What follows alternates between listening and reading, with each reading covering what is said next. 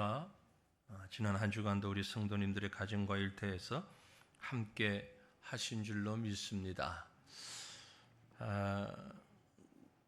저와 여러분 우리 모두가 가지고 있는 이 육체 가운데 어느 것 하나 중요하지 않은 것이 없습니다.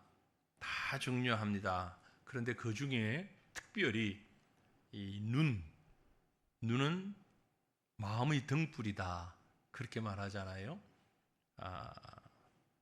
참 중요합니다. 다른 부분도 중요하지만 눈도 매우 중요합니다. 조금 다른 의미이긴 하지만 백문이 불여 일견이다 라는 말 아시죠? 100번 듣는 것보다 한 번 보는 게 낫다, 그런 얘기입니다. 우리말에서는, 우리가 사용하는 한국어에서는 눈이 하는 역할뿐만이 아니고 본다라는 말을 상당히 넓은 의미로 사용하는 걸 우리가 알고 있습니다. 귀로 듣는 것도 들어본다, 손으로 만지는 것도 만져본다, 입으로 먹는 것도 맛을 본다, 코로 냄새도 냄새 맡아 본다, 말해 본다, 걸어 본다, 앉아 본다. 모든 게 본다예요. 그렇지 않습니까? 여러분, 이 본다라는 동사가 체험과 동작 다양하게 사용되는 것을 볼 수 있습니다. 참 흥미롭죠. 그 정도로 본다는 건 귀하고 중요하다라는 말이 아니겠습니까? 아무리 경치가 아름다워도 눈으로 보지 못하면 소용없는 것입니다. 찬란한 태양빛이 비추어도 보지 못하는 사람에겐 아무 관계없는 거죠. 그러므로 보지 못한다 하는 건 참 안타까운 일입니다. 오늘 우리가 읽은 본문 말씀에 한 불쌍한 맹인이, 보지 못하는 자가 예수님 앞에 나왔고 자신을 고쳐달라 애원하는 것을 보게 됩니다. 그러자 예수님이 맹인의 손을 친히 잡으시고 동네 밖으로 데리고 나가서 눈에 침을 바르시고 안수해 주십니다. 그리고 묻습니다. 무엇이 보이느냐? 이 맹인이 얘기합니다. 사람들이 보입니다. 나무 같은 것들이 더 걸어가는 것이 보입니다. 생전 본 적이 없으니까. 나무 같은 것들이 걸어가는 것이 보입니다. 사람들이 보이긴 하는데 이게 사람인지 뭔지는 모르겠고 왔다 갔다 하는 것처럼 희미하게 보인다라는 의미겠죠. 그러자 예수님은 그 눈에 또다시 한 번 더 안수해 주십니다. 이번에는 깨끗이 밝히 보였다라고 성경이 기록하고 있습니다. 여기서 우리는 이 인생을, 사람을 다루시는 하나님의 섭리의 다양성을 발견하게 되지요. 무슨 얘기냐면은 오늘 우리가 읽은 말씀하고 조금 뒤에 나가보면 마가복음 10장에 나와 있는 말씀하고 비교해보면 아주 재밌는 것을 발견할 수 있습니다. 본문은 벳세다, 그죠? 우리가 좀 전에 말씀 읽었죠? 벳세다라는 지역에서 맹인을 만났고 10장에 가보면 여리고에서 한 맹인을 만난 사건이 기록이 되어 있습니다. 그의 이름은 바디메오였다고 기록합니다. 이 여리고에서 만난 맹인 바디메오는 예수님이 말씀하시니까 곧바로 보게 됩니다. 고쳐집니다. 즉시 눈을 떴습니다. 하지만 본문에 기록된 이 맹인은 전혀 다른 사건입니다. 그리고 여기 이 맹인은 고쳐주는 방법이 좀 전에 말씀드렸습니다만 예수님이 침을 뱉어 진흙을 여기서 바르시고 안수를 하는데 두 번 안수를 반복하는 것을 볼 수 있습니다. 그러니까 벳세다의 맹인, 여리고의 맹인 두 사람이 만나면 뭐라고 얘기를 하겠습니까? 예수님은 말이야 말씀하시자마자 눈을 탁 뜨게 만드는 그런 분이야.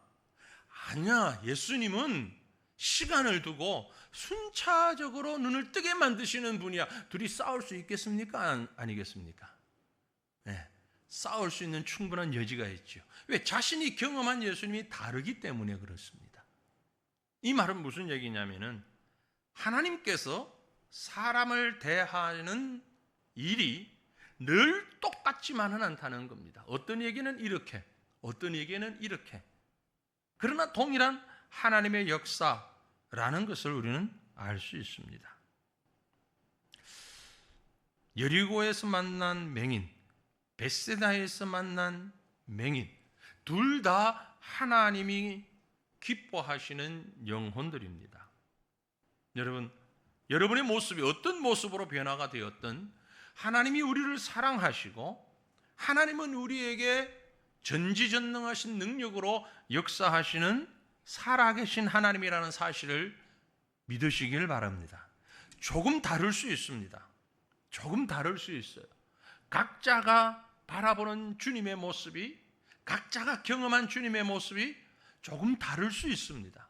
하지만 동일하게 우리는 하나님 베푸시는 구원의 자리에 이르게 된다는, 동일한 길을 가게 된다는, 동일한 구원의 은혜를 받게 된다는 이 사실 앞에 감사하시길 바랍니다. 갑작스럽게 180도 달라지는 인생도 있습니다. 사도 바울처럼. 하지만 천천히 제자들처럼, 베드로처럼 따랐다가 거부했다가, 따랐다가 거부했다가, 믿었다가 못 믿었다가 이러면서 주님께 더 가까이 나아가는 변화되는 사람도 있다는 것입니다. 자, 이걸 전제로 하고 오늘 우리는 본문 말씀 마가복음 8장 22절 이후에 기록된 이 말씀을 통해서 주님이 우리에게 주시는 귀한 음성에 귀를 기울이시기를 바랍니다. 먼저 본문에 보니까 도움이 필요한 한 사람이 있습니다. 이는 아주 어려운 사람이었어요.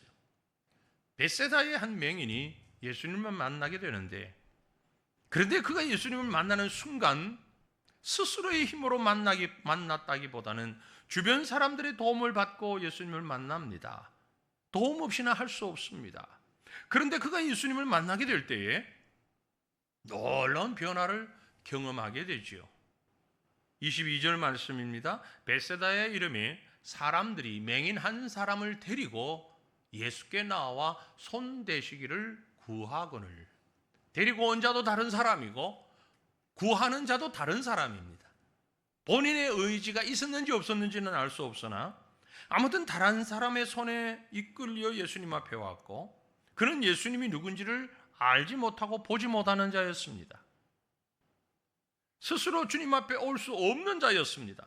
그래서 누군가의 손을 의지할 수밖에 없었고, 철저하게 다른 사람의 힘에 의하여서, 다른 사람의 의지에 의하여서 지금 주님 앞에 나왔습니다. 여기에 맹인을 인도한 다른 사람이 누구인지, 몇 사람이나 되는지, 어떤 관계에 있는지 전혀 기록되어 있지 않습니다. 하지만 이른바 중보의 손길, 그렇게 볼 수가 있죠. 전도의 손길이라고 볼 수 있습니다.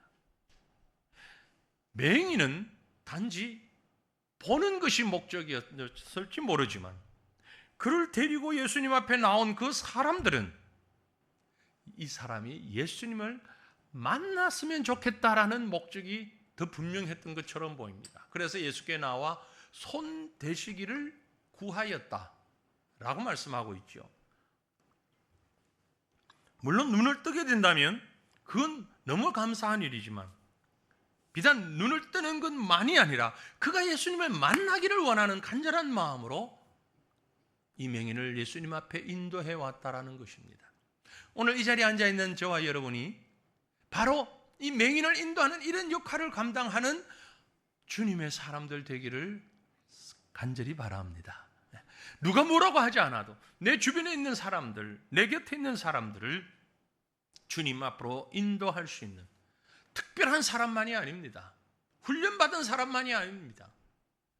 모두가, 평범한 모두가 이 중보의 손길을 펼칠 수 있는 것이죠.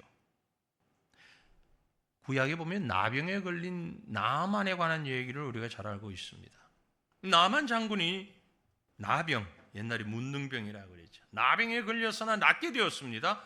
무슨 일이 그에게 있었습니까? 가장 먼저 이스라엘에서 포로로 잡혀온 한 계집종의 말로 인해 나만 장군의 치유가 시작되었던 것을 우리가 보게 됩니다. 하녀가 주인에게 한마디 했을 뿐입니다. 우리 주인이 사마리아에 계신 선지자 앞에 있었으면 좋겠나이다. 이 하녀의 소망과 기도와 전도가 한 영혼을 회복하고 치료하고 구원시키는 역사로 나타날 수 있었던 것입니다. 여러분, 예수를 알지 못하는 우리 이웃들 한번 생각해 보시길 바랍니다. 매일 만나고 지나치는 윗집 아랫집, 우리 아이들의 학부모, 직장에서 만나는 동료들, 시장에서 만나는 사람들, 그 많은 사람들을 향하여서 여러분 이 마음을 한번 가져보십시다. 이 사람이 예수를 만났으면 좋겠다. 정말 내가 가까이 지내는 이 귀한 사람이 예수님 한번 만났으면 좋겠다. 셀 수 없이 다양하고 복잡하고 예민한 문제들이 현대를 살아가는 우리 삶을 에워싸고 있습니다. 이러한 것들로 인하여 어려움 속에서 갈등하고 괴로워하고 있는 우리 이웃들을 바라볼 때에 이 사람이야말로 예수를 만나야 할 사람이로구나 생각하고 말하고 행동할 수 있으면 너무너무 좋겠습니다. 우리에게 문제가 있다면 예수를 알지 못하는 영적 맹인들을 보면서도 우리는 그들을 불쌍히 여길 줄 모른다는 이 사실에 문제가 있는 것이죠. 이미 우리의 양심이, 우리의 가슴이 딱딱해져서 저 사람이 예수를 만났으면 좋겠다는 이 간절한 마음조차 없어지고 있다는 것. 그래서 나 혼자 그저 왔다 갔다 하며 나 혼자 행복에 겨워서 나 혼자 소망 가지고 살아가는 여기에 만족하고 있지는 아니한지 여러분 한번 살펴보시기를 바랍니다. 마가복음 2장에 보면 가버나움에서 중풍병자를 침상에 누인 채로 지붕을 뚫고 예수님 앞에 내리는 그런 장면을 볼 수 있습니다. 적어도 네 사람 혹은 그 이상의 믿음을 통하여서 하나님의 역사가 나타났습니다. 오늘도 이 사람이 예수 앞에 있었으면 좋겠다고 말하는 이 사람들의 믿음을 통하여 한 영혼이 구원받게 된 놀라운 사실을 기억하시길 바랍니다. 눈을 들어 하나님이 우리에게 주신 이 눈을 들어 우리 가슴에 있는 믿음의 눈을 열고 주변을 보시기를 바랍니다. 이 사람이 예수님을 만났으면 좋겠다. 간절한 마음들이 우리의 심령 가운데 솟아날 수 있기를 축원합니다. 그랬을 때에 그 사람이 예수님을 만났습니다. 그 간절함 다음에 바로 그가 예수님을 만나게 됩니다. 맹인이 예수님을 만났습니다. 아니, 정확하게 말하면 예수님께서 맹인을 만나 주셨습니다. 그리고 예수님은 이 맹인을 마을 밖으로 데리고 나가십니다. 23절 말씀에 예수께서 맹인의 손을 붙잡으시고 마을 밖으로 데리고 나가사, 참 색다른 모습이죠. 지금까지 이 맹인은 다른 사람의 손에 이끌려 예수님 앞으로 왔습니다. 이제는 예수님의 손에 이끌려 마을 밖으로 나가게 됐습니다. 마을 밖에 어느 정도 거리가 떨어져 있는지는 모르지만 꽤 멀 수도 있고 아닐 수도 있습니다만 예수님의 손에 이끌려 이 맹인이 마을 밖으로 나갑니다. 지금까지 그는 다른 사람이 말하는 예수를 알았지만 이제부터는 그가 예수님의 손을 잡고, 아니 예수님이 그의 손을 잡고 예수님과 자신과의 만남과 교제를 통하여서 예수님을 알아가는 출발을 하고 있는 것입니다. 예수님이 맹인의 손을 잡으셨습니다. 마을 밖으로 나가십니다.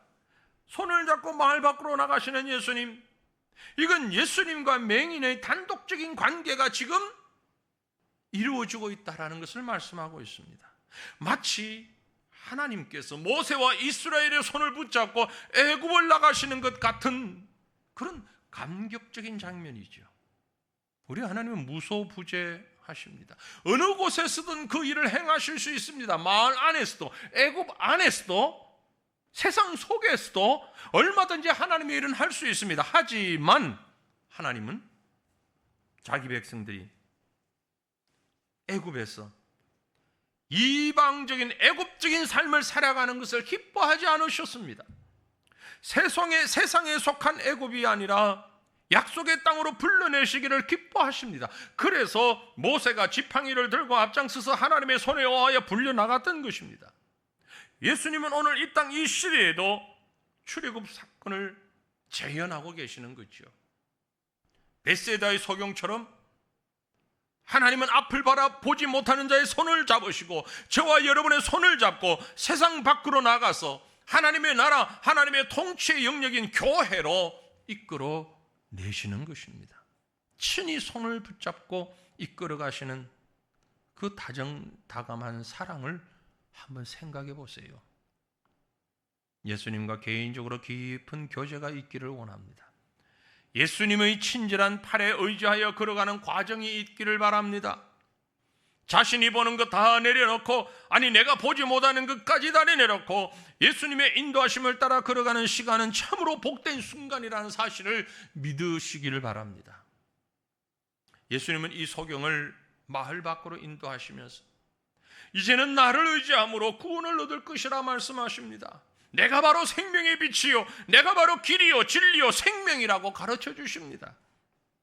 사랑하는 성도들이요, 예수님과 함께 단둘이 이 생명의 길을 걸어보시길 바랍니다. 이제 여러분이 아시는 예수님은 다른 사람이 전해주는 예수가 아니라 여러분의 삶 가운데 직접 체험하고 내가 만난 나의 구주 예수님 만날 수 있기를 바랍니다. 나의 삶 가운데 예수님과 개인적인 만남이 있는지 한번 돌아보시길 바랍니다. 세속의 것들의 방해를 받지 않는 그런 영적 시간이 우리에게 필요합니다. 그러려면 잠시 주님과 함께 마을을 떠나는 것이 필요할지도 모릅니다. 나를 방해하는 마음으로부터, 세상의 유혹으로부터, 세상의 욕망으로부터 떠나서 주님의 손잡고 주님과 함께 교제할 수 있는, 주님과의 1대1의 만남을 가지는 시간 가져보시길 바랍니다. 예수님 만나는 골방을 준비했으면 좋겠습니다. 저는 언젠가부터 골방이라는 단어를 매우 좋아합니다. 골방이 무슨 뜻이죠? 무슨 뜻입니까? 여러분이 생각하는 것하고 또 다른 의미가 제게는 있죠. 골방은 K-O-R-B-A-N-G, 코리아 방글라데시. 방글라데시를 사랑하는 한국, 그게 골방이에요. 그러고 보니까 우리말 골방은 하나님과 깊은 영적 교제의 장소가 되더라고요. 그래서 제가 어느 분이 방글라데시 선교할 때 이름이 어떤 게 좋겠냐 하길래 골방 선교회 하자 그랬어요. 그게 뭐냐? 기도하는 선교회다. 그리고 한국이 방글라데시를 섬기는 선교회다. 멋지죠? 안 멋져요? 여러분, 골방을 좀 준비하시길 바랍니다. 기도의 골방, 나와 주님과 1대1의 만남, 말씀의 골방, 하나님의 말씀만 바라보며 이 말씀과 1대1의 관계 서는 골방, 경건의 골방, 그 어떤 세상 것들 다 내려놓고 주님 사모하며 주님과 교통하는 그런 시간들, 이런 영적인 골방들이 준비될 때에 우리 주님을 깊이 경험하는 그런 은혜가 함께 할 수 있기를 주님 이름으로 축원합니다. 도움이 필요한 그 사람이 주님을 만나서 주님과 함께 손잡고 나아갔습니다. 그럴 때에 어떤 일이 일어나느냐? 오늘 말씀이 우리에게 주고 있는 핵심이 여기에 있습니다. 새롭게 보게 되었습니다. 그 사람은 이제 새롭게 보는 사람이 되었습니다. 모든 것이 새로웠습니다. 예수님이 맹인의 눈에 침을 뱉으시고 그에게 안수함으로 그의 눈이 뜨졌다고 했어요. 그리고 물으십니다. 무엇이 보이느냐? 맹인이었던 자가 대답합니다. 나무 같은 것들이 걸어다니는 것이 보는데 이게 아마 사람인가요? 그 대답을 들으신 예수님께서 다시 한 번 더 안수하십니다. 아주 특이한 모습이죠. 25절에 기록하고 있죠. 이에 그 눈에 다시 안수하시매 예수님이 안수를 2번 하셨어요. 똑같은 사람에게 똑같은 상황에서 같은 테마 가운데서 2번 안수를 하셨어요. 다시 안수하시매 그가 주목하여 보더니 나가서 모든 것을 밝히 보는지라. 오해하지 마십시오. 예수님 능력이 부족해가 첫 번 안수할 때는 뿌옇게 보고 어렴풋이 보다가 한 번 더 하니까 밝아졌다. 그럼 주님 나한테는 3번 해주십시오. 그런 의미가 아닙니다. 주님의 능력이 부족해서 2번, 3번 반복해야 된다는 의미는 전혀 아니라는 거죠. 자, 이게 무슨 의미가 있는지 조금 뒤에 또 말씀을 드리고요. 이 맹인이 예수님의 안수를 통해 만물을 보았습니다. 예수님께서 이렇게 구체적이고 반복적으로 치료해 주는 장면, 성경 다른 곳에서는 보기가 참 드뭅니다. 어렵습니다. 보통은 말씀으로만 아니면 손 한 번만 대시면 치료해 주시는데 왜 여기서는 침을 뱉으시고 안수하시고 그것도 겹쳐서 2번 하시고 왜 그랬을까요? 우리가 이 본문 말씀을 이해하기 위해서는 전후 문맥을 좀 살펴볼 필요가 있습니다. 주님께서 배를 타시고 벳세다에 도착하셨을 때, 여기 지금 벳세다의 이름에라고 했잖아요, 그죠? 그러니까 벳세다로 가시는 그 길, 벳세다에 도착하셨을 때 예수님은 아마도 굉장히 답답한 마음을 가졌을 것입니다. 왜냐하면요, 조금 전까지만 해도 제자들이 예수님이 누구이신가에 대해서 알지 못하고 있기 때문입니다. 가장 가까운 제자들이. 자, 우리가 읽은 본문 말씀에 조금 앞달락인 8장 11절부터 21절까지를 보면 제자들이 예수님과 함께 대화하는 장면이 나옵니다. 예수님께서 뭐라고 말씀하셨는가 하니 바리새인의 누룩과 헤롯의 누룩을 주의해라 이렇게 말씀하셨거든요. 그랬더니 제자들이 동문서답격으로 이 말씀을 이해를 합니다.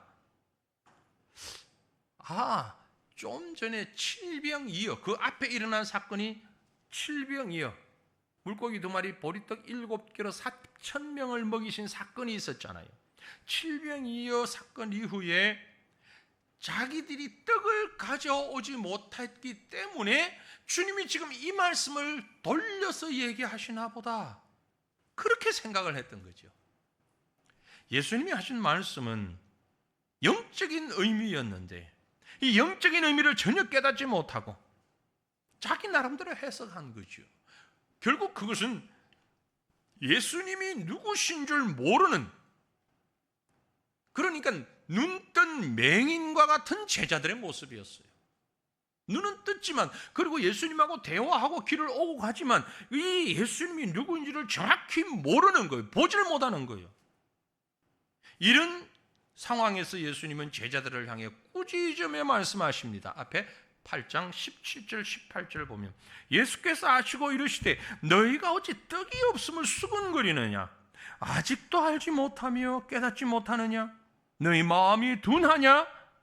너희가 눈이 있어도 보지 못하며 귀가 있어도 듣지 못하느냐? 또 기억하지 못하느냐? 지금 여러분 자세히 보시는 분, 눈썰미가 있으신 분 알겠지만 제가 영상 앞에 자막을 띄우면서 물음표를 다 넣어놨습니다. 그죠? 우리 성경에는 이런 물음표가 없어요. 지난 주간에도 우리 성경 공부하다 보니까 젊은 집사님들이 그러더라고요. 왜 성경에는 문법 기호가 없습니까? 마침표, 느낌표, 물음표 이런 게 좀 있으면 이해하기 쉽겠는데. 맞아요. 저도 적극 공감하면서 다음에 절 보고 혹시 성경 번역하라 그러면 반드시 그거 넣겠습니다. 그럴 기회가 없겠지만 영어 성경에는 다 있는데 왜 한글 성경에는 이런 문장 기호가 없어요? 참 안타까운데 그래서 일부러 제가 넣어봤습니다. 그게 적절한 걸 넣어보니까 어떻습니까? 아주 안타까운 예수님의 마음이 좀 더 가깝게 느껴지십니까? 계속 질문하시잖아요. 이 질문은 답을 얻기 위한 질문이 아니고 책망하시는 질문이에요. 너희가 어찌 떡이 없음을 수근거리느냐? 아직도 알지 못하겠느냐? 깨닫지 못하겠느냐? 마음이 둔하냐? 눈이 있어도 보지 못하며 귀가 있어도 듣지 못하냐? 기억하지 못하냐? 저 같으면 뒤에 한마디 이 바보 같은 녀석들아. 지금 그런 의미잖아요. 그죠? 얼마나 답답했겠어요. 제자들이 바로 눈뜬 맹인이요 들리는 귀머거리요 말하는 벙어리라는 것을 주님이 지금 말씀하고 있는 거죠. 그래서 예수님은 벳세다에서 만난 이 한 맹인을 고치시는 이 사건을 통하여서 다시 한번 자신이 누구인지를 제자들에게 주변 사람들에게 보여주고 가르쳐주고 싶었던 것입니다. 그러니까 앞 사건과 무관하지 않다는 거죠. 예수님이 만난 맹인은 바로 제자들에게 그런 면에서 표상입니다. 예수님을 보면서 예수님을 알지 못하는 제자들을 대표로 드러내고 있는 겁니다. 예수님 앞에 있으나 볼 수 없는 맹인과 같은 처지가 이 제자들이요 바로 여기 있는 맹인이다. 우리의 신앙 가운데서도 제자들처럼 예수님 보지 못하고 깨닫지 못하는 순간들이 얼마나 많이 있습니까? 보아도 깨닫지 못하고 들어도 듣질 못하고 하나님의 사랑의 손길을 체험하였음에도 기억하지 못하는 어리석음이 우리에게 얼마나 많이 있습니까?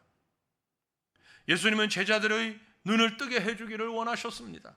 감겨서 보이지 않는 이 맹인의 눈을 띄워주기를 원하시는 것처럼 우리의 눈을 뜨게 해주셔서 세상 가운데서 함께 거하며 동행하며 우리와 함께 하시는 예수 그리스도를 발견하기를 원하신다는 것이죠.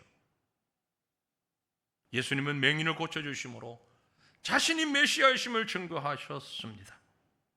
눈먼 자를 고치는 역사, 이건 구약에 약속된 메시아의 사역이었어요.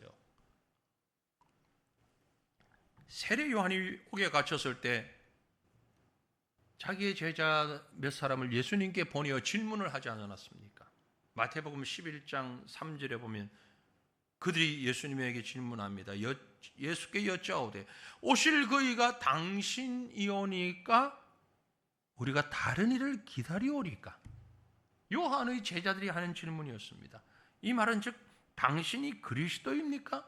당신이 구세주입니까? 당신이 하나님의 아들이십니까? 아니면 우리가 다른 사람을 또 기다려야 됩니까?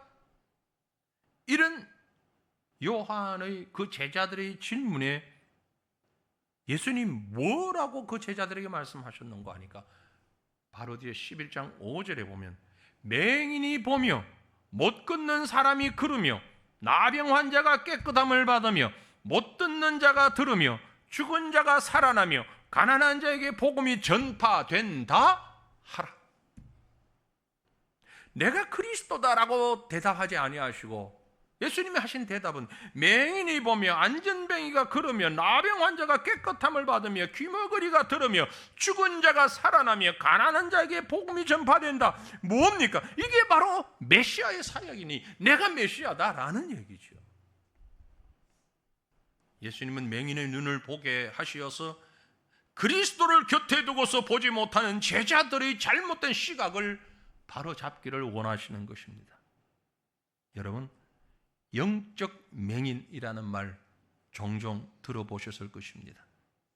아마 제자들도 스스로 본다고 생각했을 겁니다. 바로 그 점에 있어서 우리와 동일합니다. 우리도 어쩌면 맹인이지도 모릅니다. 우리가 정작 보아야 할 것을 보지 못한다면, 보아도 사실 그대로 보질 못한다면, 죄악 속에서 추악함만을 보고 거룩함 속에서 아름다움을 보지 못한다면, 율법 속에서 두려움을 보지 못하고 복음 속에서 아무런 기쁨을 보지 못한다면 우리는 영적 맹인이지요. 이 시간 이 말씀을 통하여서 예수님은 저와 여러분을 향하여서 동일하게 물으십니다. 무엇이 보이느냐? 신앙생활이란 무엇인가? 예수 믿고 난 다음에 너는 세상 속에서 무엇이 보이느냐? 주님은 이 질문에 여러분 무엇이라고 대답하겠습니까? 신앙은 관점의 변화입니다. 그게 신앙입니다. 예수를 믿게 되면 보이는 게 달라집니다. 보는 포인트가 달라지는 거예요. 관점이 달라진다는 거예요. 그게 달라지지 않는 것은 바른 신앙의 자리에 서 있지 못하다라는 것이죠. 아직 캄캄함 속에 그들이 있다는 것입니다. 사랑하는 성도들이요, 세상을 보는 관점을 좀 달리 했으면 좋겠습니다.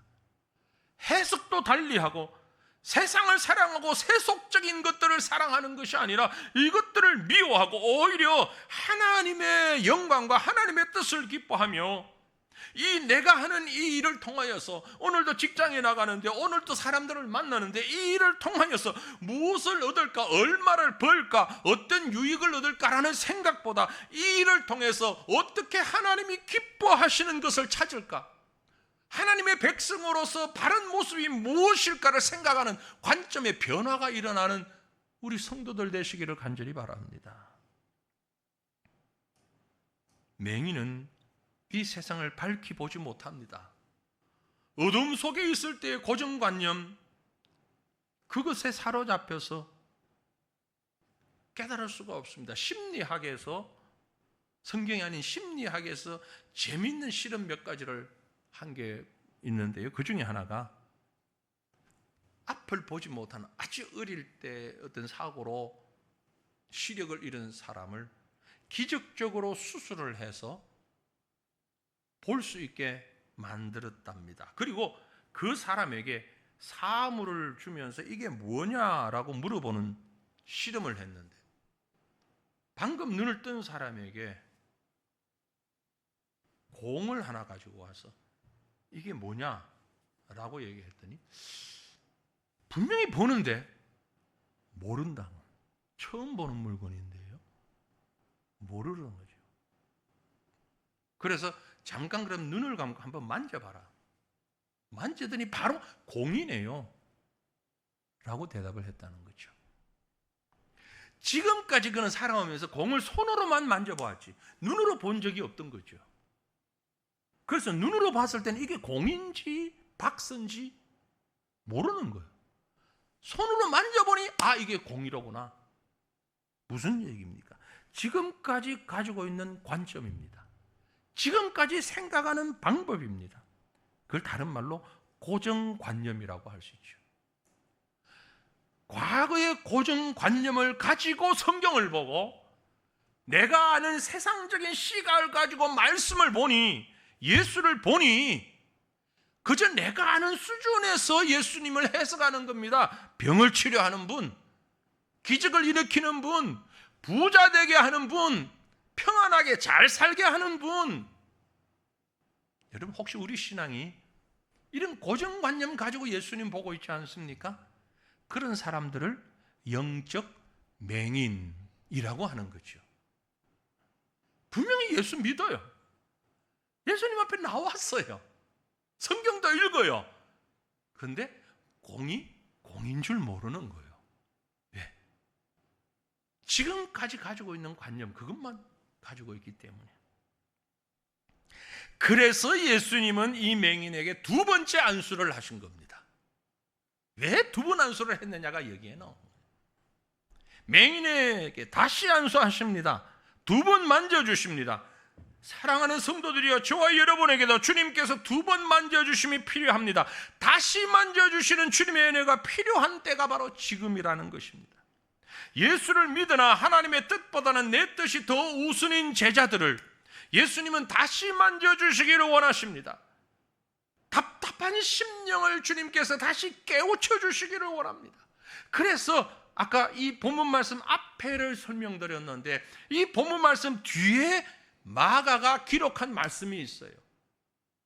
이 마가가 복음서를 쓰면서 생각 없이 그저 생각나는 대로 사건을 한 게 아니고 성령께서 감동하셔서 전에 있던 말씀, 본문에 있는 말씀, 후에 있는 말씀이 연결되는 거예요. 앞에서 말씀드렸잖아요. 제자들이 오해하고 예수님의 속뜻을 몰랐던 것을. 그리고 이 베세다의 소경의 사건을 기록한 다음에 바로 뒤에 무슨 사건이 있냐면은 그 유명한 가이사랴 빌립보 지방에서 예수님이 제자들에게 나를 누구라고 그러느냐라는 질문을 하신 장면이 기록됩니다. 베세다의 맹인의 눈을 뜨게 한 다음에 예수님께서 다시 한번 제자들에게 묻습니다. 8장 29절에 또 물으시되 너희는 나를 누구라고 하느냐? 마태의 대답처럼 많은 대답이 있었는데 마가는 그걸 다 생략했습니다. 지금 왜냐하면 흘러가는 문맥 속에서 중요한 것을 얘기하기 위해서. 너희는 나를 누구라고 하느냐?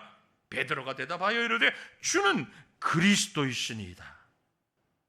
분명한 신앙 고백을 했죠.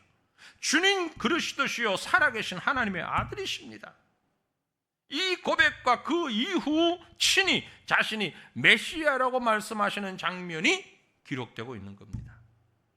마가복음을 통해서 주님이 오늘 우리에게 다시 묻고 계십니다. 너희는 지금 무엇을 보느냐?